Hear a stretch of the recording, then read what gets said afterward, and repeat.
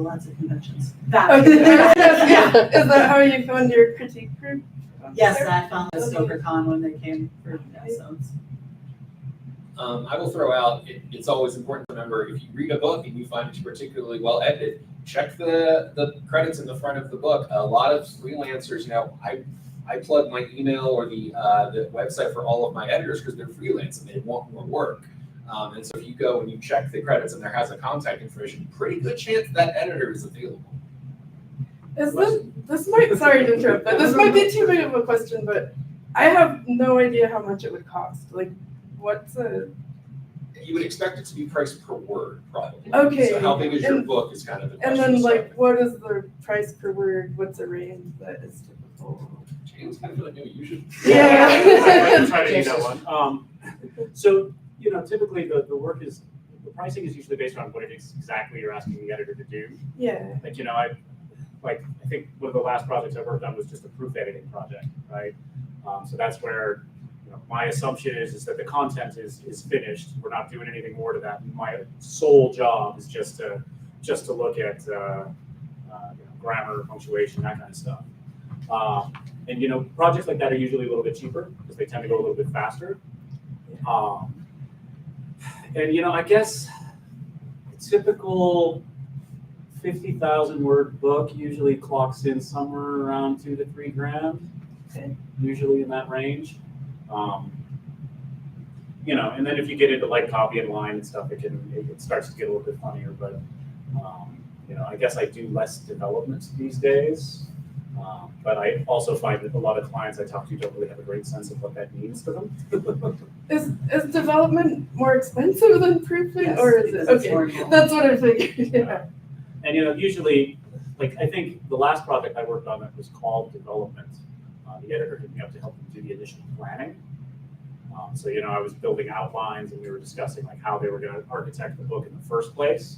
And then basically, there was certainly an expense attached to that. And then what I was doing is I would take the draft, the pieces of the draft that they were working on, and edit those as kind of they were going through it. And by the time they were done, we had a manuscript that was polished enough to be ready to go into proofing.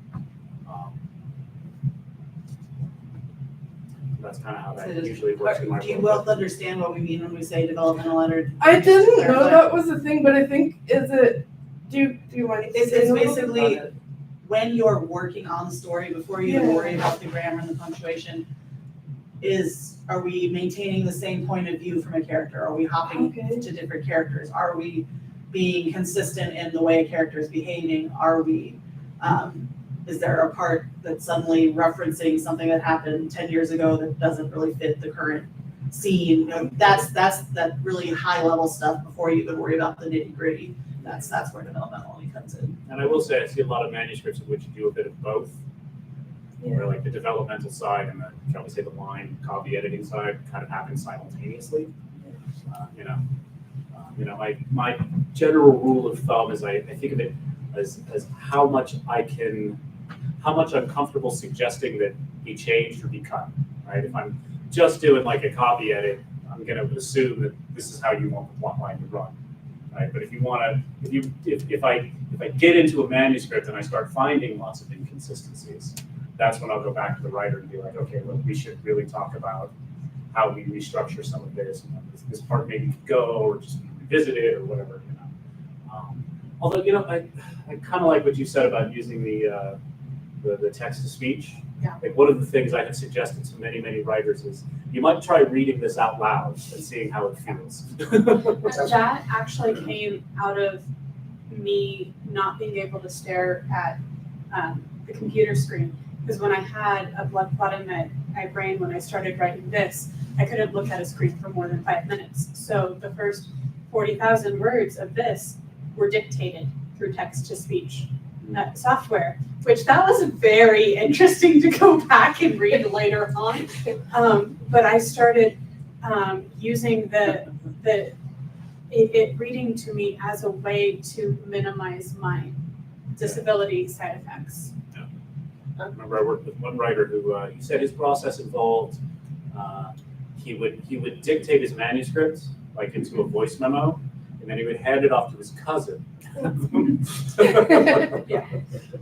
Milton wrote a lot of his, not dictating, but they're writing it, saying out loud, having his daughters write.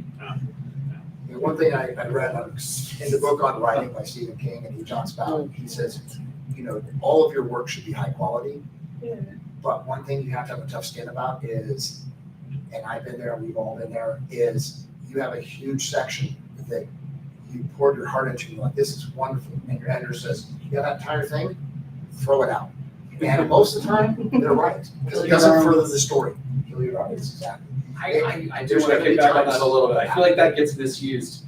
Like, If it doesn't develop the if story. it doesn't develop the story, If like, it does. yes, kill your darlings, but like, I find that people are a little too gung-ho sometimes on that one. It's like, yeah, okay. It's like, no, like, really, like, sit down. It's like, you understand that this is setting up XYZ DLC. Like, I don't know.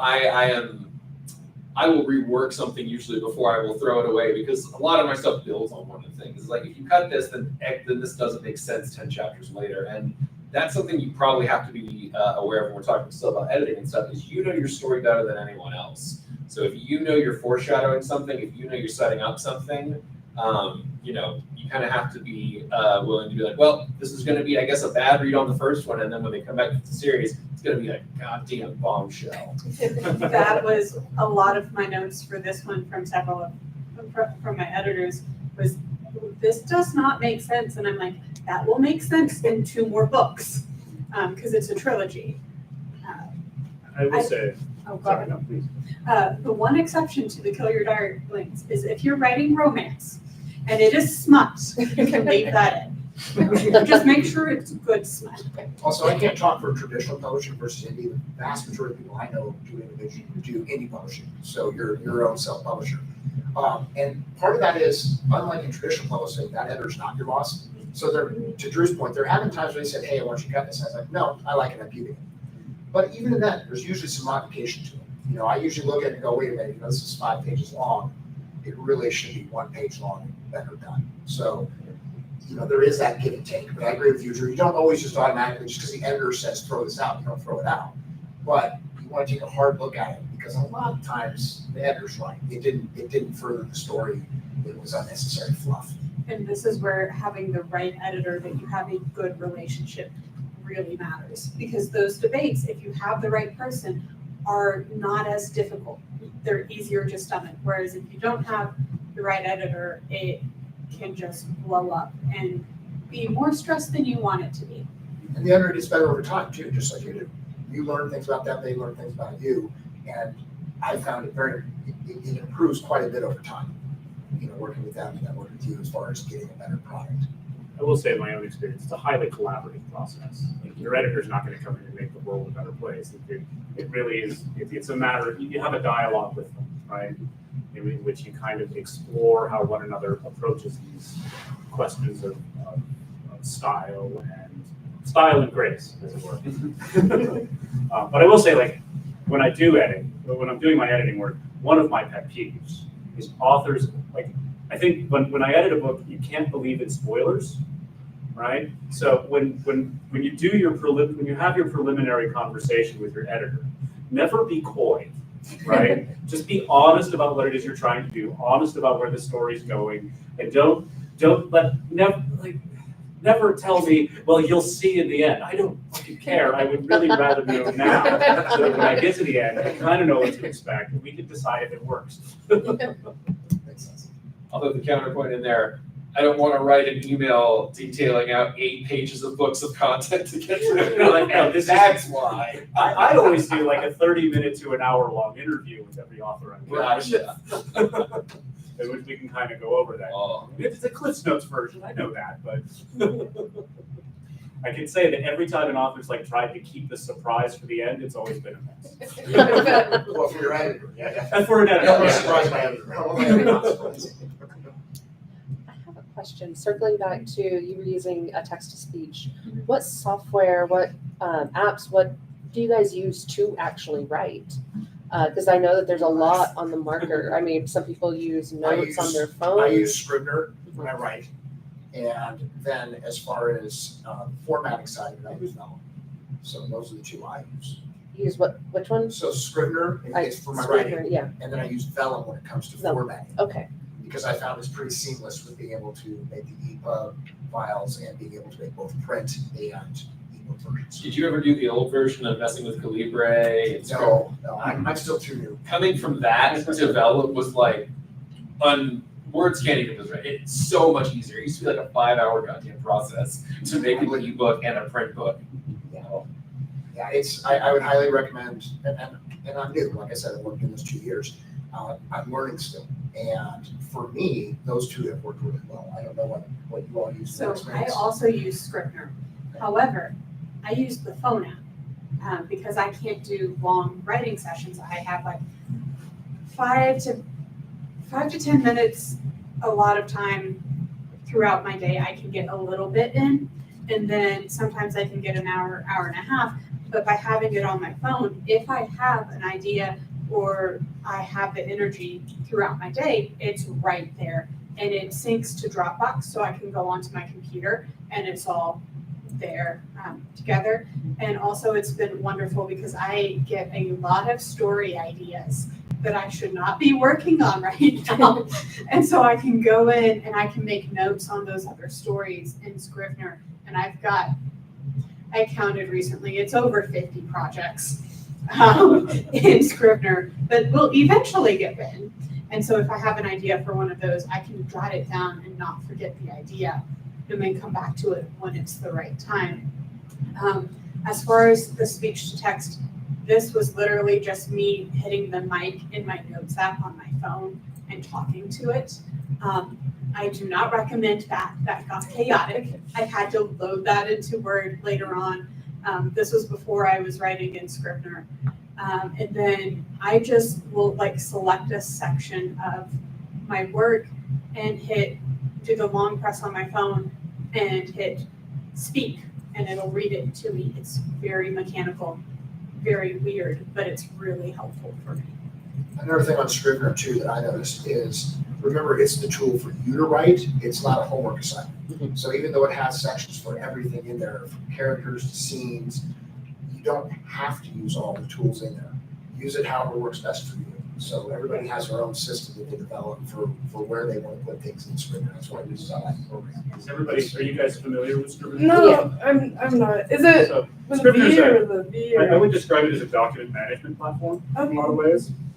Sort What makes it- outlining. Yeah. Yeah. What makes it particularly powerful, I think, is the way that it allows you to, like, when I've used it, you'll have like this main section, we just call it manuscript. And, like, imagine like each of your chapters broken out into individual files. It makes it really easy to reference back. It makes it really easy to bounce around.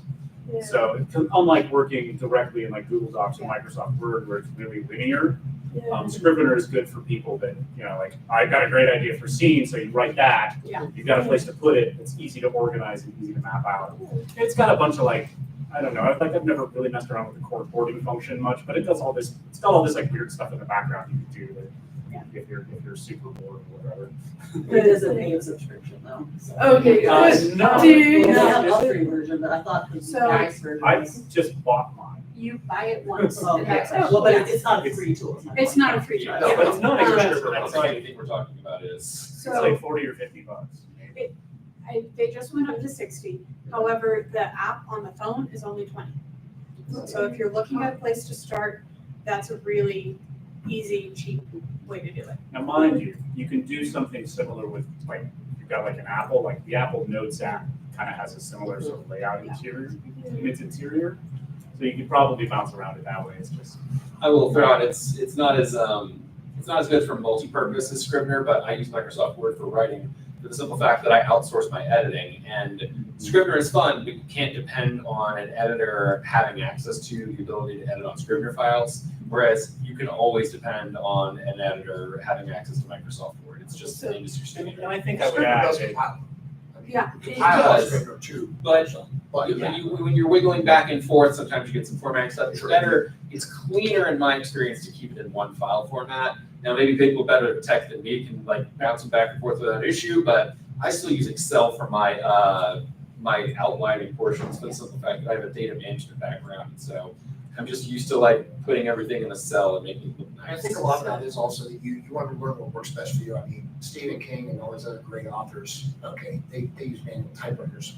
And so you can get it done without these tools, but any tool that helps you, that's worth the money, you can afford it, I would say go for it. Yes. I'm a word perfect person still. Oh, wow.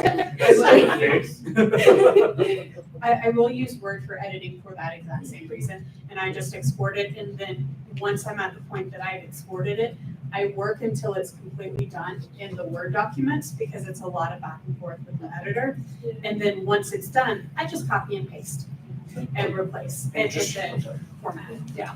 See, I'm used to Just so you know, still hand the outlining industry stuff. standard, correct me if I'm wrong, is all of your editors are gonna use track changes with Microsoft Word. Yep. So that is what you're gonna have to get into in order to send it to your editor. I have done a couple projects in Google Docs. Yeah, okay, It's got a track changes function and it's okay. okay. I- Well, I stand corrected, Google Docs also, okay. Yeah, I mean, you can, it's something I don't see a lot of.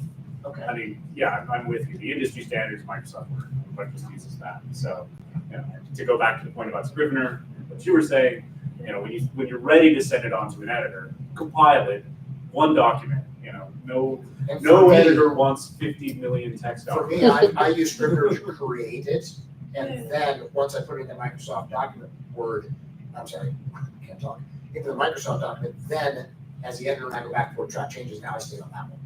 But to originally do my first draft of it, I usually use Scrivener, then after that, it goes to track changes. I'll throw out Campfire too. I think they have a free version. They have browser support. It's just a little outlining thing. It's not terribly far from Scrivener in some of the formats, but it's pretty user friendly. And again, I feel like they have some free options that are at least enough to let you try it out, which is more than some of them. Well, Scrivener technically has a free trial. It's, I think, like 45 days or something like that. And I got that 6 years ago, and I still haven't paid for Scrivener other than the phone app, because I do so much in the phone, and then I just go and do the final stuff on the computer. So save money, watch out for it. I would do that. I bought 2 Scrivener licenses like 12 years ago. Maybe longer now. Oh, I use Vellum for formatting, like RK, and it is truly, if you have access to a Mac, it is the easiest, most seamless way to format your book into ebook and print.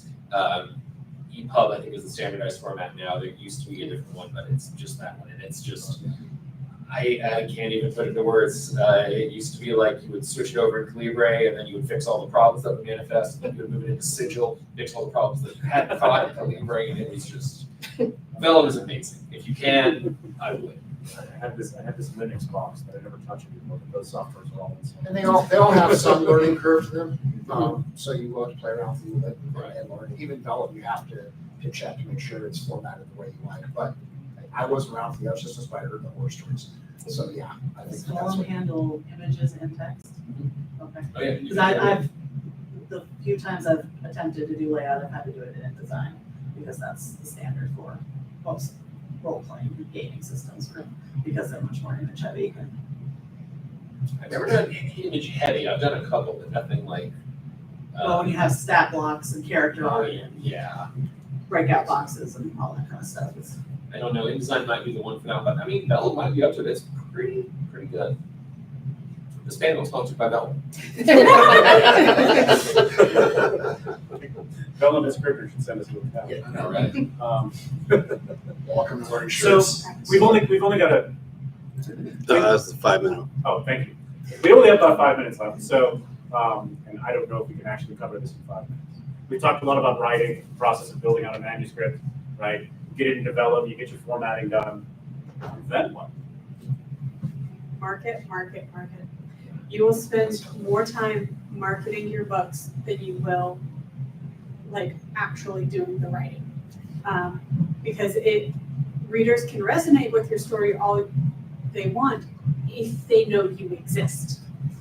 But it's getting them to know you exist that is exhausting. Discoverability is the hardest thing. Right? Yeah. Getting your book in front of their eyes, because you have to do the top 100 on Amazon for you can see. What about distribution? How do you guys handle that these days? Well, I was gonna say for your question of what next, I can kind of circle into the distribution. I think the answer to what next is you need to figure out what you want this book to be and to do. For example, if you really want to see this book on a bookshelf, you should probably start chasing traditional publishing, which means querying agents, looking at what publishing houses handle that sort of genre and print and et cetera. If that's not the thing, if you just want to see it existing and have people reading it, then indie is probably a genre you can go down the field of. But that means researching your cover artists, your editors, all the small things that go into actually having to run that yourself. So I think probably then after your book is done, because nothing happens until the book is finished. Really interrogating what you want to do with this project is a great way to figure out what's the right path, because there are a lot of pluses and minuses to each path. There's a lot of nuances to it. Like this one, I just released on Amazon when I first did it, and that is part of the reason why it ranked so well, is because Amazon liked the exclusivity of it. However, now that I am writing more and have gone wide, I'm having to do a complete re-release of this because it doesn't have a traditional ISBN number, and that has been hell. I do not recommend it. And then like You're saying get an ISBN. get an ISBN number. It might seem like an expensive thing, get an ISBN number. It is That's worth off it. of Boker. Bowker, Yeah. yeah. Unless anybody else knows different. No, It's that's the the only one. Don't Yeah. go anywhere else. It's a standardized system. What was it you said? The International Series, Yes, serial ISBN, number, yes. or serial book Yeah. number, whatever it is, yeah, it's. So the problem is Amazon offers a free one, but the problem is your ISBN belongs to Amazon, not you. So the problem is you can never use that ISBN anywhere except Amazon. So Yeah. buy your own ISBNs. And where do you buy it? Boker, Bowker, am I saying it right? It's Yeah, Bowker. Yeah, Bowker. Bowker. Sorry. I will actually say, I don't know. So this kind of circles back to what do you want out of this book? If you don't ever foresee taking this book and doing a print edition through an Ingram or an individual press or anything, I don't know that you have to spend the money for an ISBN, because an Amazon one will, if you don't have a desire to take it and make a print version that you will possess and kind of run to different spots, I don't know that that's an expense that you have to spend if that's not something you want. If it is, they're 1,000% right, get your own ISBN. And it used to be, and forgive me, I'm a little out of touch on this one, used to be that if you bought like a bundle of them, it wasn't prohibitively expensive. I just did this, it's still expensive. It's expensive. Do you remember what you paid if I'm not? I don't remember off the top of my head. I originally So- bought 10, and I want to say it was like $150 or $200, and then I went and bought 100 for $500. Yeah. So the price per ISBN goes down when you buy a larger number, but it's not inexpensive. I just did it this year in $270 for 10. Oh, it's $270. It's $270 for 10. But if you do the big bulk, like if you're going to be publishing a lot, and another thing to think about is each different format gets its own ISBN. So like ebooks, hardcover. So you go through them quickly. But another thing is like if you want to see your book in stores, do not print through Amazon. Bookstores will not carry it if it is printed through Amazon, which is why I went through Ingram Spark for this one. Ingram Spark has its own things that you need to be wary of. One in particular, it's gonna hurt, you're gonna hate it, but there are two options if a book gets returned from a bookstore. One is that the book gets burned, and one is that the book gets mailed back to you. If the book gets mailed back to you, you will spend more than you can making the book on shipping, because you have to pay for what the bookstore originally bought it for. Yeah, you're refunding what the bookstore bought it at, as well as shipping on top of that. So you're spending way more money than it's worth. And it hurts to have your books burned, but it is the more affordable option. Now, if you publish on Ingram Spark, that also gives you Amazon distribution, doesn't it? It does. It gives you Amazon, it gives you Barnes and Noble. I'm having to battle Barnes and Noble right now because I have a weird character in this title. It's got the accent over the A, and that did not there's like a % sign or something in the middle of the title. And I'm like, can you fix this, please? I mean, you guys chime in on this as well. I know we're getting to the end of our time. One thing I highly recommend is, from what I've learned speaking with others, is as far as ebook distribution, it seems like Amazon KDP Select is the way to go. However, also put it on Ingram Sparks. The one thing you don't want to do that I'm battling with right now is do not check expanded distribution on your print book with Amazon, because what happens is, even though I own that ISBN, when I went over, I have 2 books that I did that on before I learned not to do that. And now that I've gone to Ingram Sparks, it's been over a month, and typically they're telling me it can take 2-3 months or more before Amazon releases me to allow me to have my own ISBN back for Ingram Sparks. So do not check the expanded distribution on the print version. I know You with can have that, both at the same time. You can do Ingram and Amazon. if you choose KDP Select on your ebook, you can have your ebook on Kindle without it being KDP Select. If it is Select, then you are saying to Amazon that it is exclusive, For which for ebook, which means you can't upload it to Ingram Spark. Correct. Yeah. Correct. I just do print only on Ingram Sparks. So There's be no- careful of like some of the legalities, because you don't want someone like Amazon coming after you. And also the nice thing too, like you say, is that it's only 90 days for the KDP Select. So if you select it and you decide later, hey, I really do no longer want to be exclusive to that, in 90 days you can change your mind. Yeah. So yes, I would definitely recommend the ebooks being sold through Amazon, and then for print books, Amazon and Ingram Sparks. And don't forget audiobook. That's a huge market, huge. It is very And you guys- expensive. Yeah, that's the reason I don't have audiobooks for these versions is because of that. So do you have any So- recommendations on? I have a bunch of, yeah. So I just partnered with Laura Horowitz to do an audiobook version of this. Now, she won the Goodreads Choice Award for audio narration last year. So she is crazy busy, and it won't come out till next year. But it's running me around $3,600 to do, and this is like 85,000 words.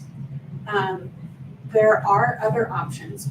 There is a studio, and I am blanking on the name, but there's a studio local here in Denver that started out doing audio recordings for bands, and they've moved into doing author narrated audiobooks. They've worked with the Big Five, and I can go through my email if you're curious about that. And they charge by the hour for that. And there's groups like Fiverr too, so don't get discouraged if you don't have a large budget, if you're doing this shoestring budget or no budget. There are ways to do it. Well, I mean, there's It's ACX. harder, Yeah, but there's I ways was to just do about it. to say that. Yeah, so there is an indie version of this called Amazon Creation Services, ACX. Effectively, you go in, you submit a manuscript, you shop it around to narrators. They will you can either do a royalty split or you can pay per hour. My understanding is it's very hard to get a royalty split unless you're an established name, so probably don't count on that. I did an ACX, so you pay them out. I didn't do royalty, you just pay them straight. That's usually the thing is, I've done one, I did a royalty split, but most of my audio has gone through a company called Tantor. And they are, so Tantor, Podium, and companies like them are audiobook production companies. So they will pick up your audio rights and they'll make audiobook versions. So if you don't want to do the hassle of your own audiobook, sometimes it's worth submitting to them. Again, like anything, it's easier kind of as you build up your track record, but I think I got it with Tantor when I was like 5 books in. So it's definitely not impossible by any means. Now, are they the ones you're saying kind of like traditional publishing? Tantor does like the audiobook, but they take the rights kind of more like traditional publishing? It's very similar. So it's truly like, here's my manuscript, word for word. They will have a narrator kind of make an audio version of it. I've been very lucky with my narrators. They're both very talented. And yeah, but I mean, there's not really like, they don't develop it or anything. So I did Audible Originals for one of my book series, the 5-Minute Sherlock series. And that one, they do truly act as a publisher. They edit it, they do the cover, everything. Now that one, Audible Originals, you pretty much have to be in the audiobook market and doing stuff to kind of get in with them because they're Audible. They're trying to build their stuff off the successes as much as they can. But your production companies, your Podiums, your Tantors, they're a lot more willing to just work with authors that they see potential in and pick up those audiobooks and hopefully make something really good out of them. And if you're looking for a place to like learn more about this in the craft, there is an organization called Rocky Mountain Fiction Writers that's here local to Colorado. And every year we have a writers conference. This year it's going to be the last weekend of September, and there's over 130 classes in the course of 3 days. And there's a virtual option to where you can go back and watch the classes later if there's 2 at the same time. But it covers just about every topic and every question you could in depth. I think we are well over time. We are. This seems like a really good conversation if you guys want to keep hanging out, but I do have to pack up the stream. So if you have one final word of advice for all the people watching at home that you want to impart right now, please do. My biggest one is don't give up on it. If you want to write, it costs you nothing to finish writing your first book. If it's just for you and you don't show it to other people, go ahead and write it. You can always work from there to publish it later. And all of us will agree the best thing you can do as an author is have lots of books. So, because later on down the road, you're going to have to entice readers to join your newsletter by giving things away, like a short story or a chapter of your book. So, write, and don't worry about what it's going to cost down the road. Write your book, go through your passion, then decide, okay, where am I going to go from a business standpoint? But be a writer first, make your book. I second that. I would add, it's going to destroy you mentally sometimes. Keep going through it. Like, there are some times that are very difficult and very challenging, and they're going to make you feel horrible, but once you get through it, it's so worth it. So keep going. And try not to take rejection personally, because you're gonna get rejected Oh, yeah. a lot.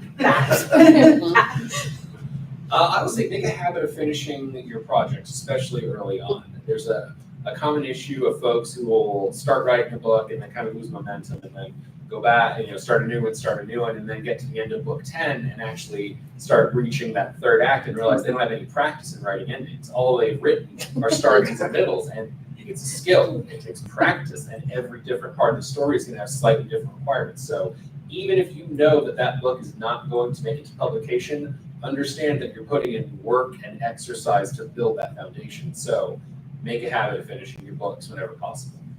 And that first great review you get makes it all worth it. If you that first person who loved your book, that's a great day. Well, That was Thank the you, most guys. badass way to end.